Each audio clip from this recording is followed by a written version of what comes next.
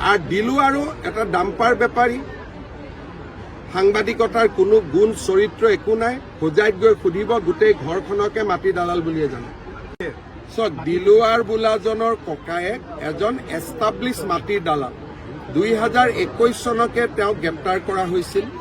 আৰু 21 চনতে তেওঁৰ বিৰুদ্ধে চাৰ্জশ্বিট হৈছিল কিন্তু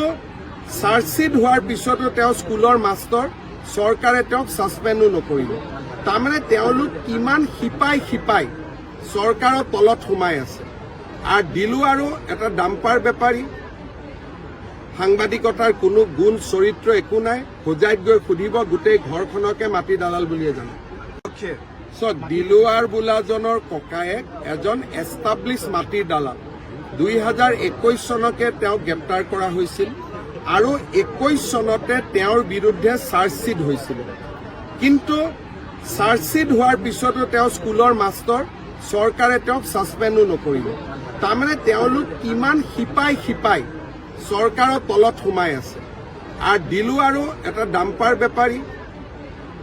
সাংবাদিকতাৰ কোনো গুণ চৰিত্ৰ একো নাই হোজাইত গৈ সুধিব গোটেই ঘৰখনকে মাটি দালাল বুলিয়ে জানে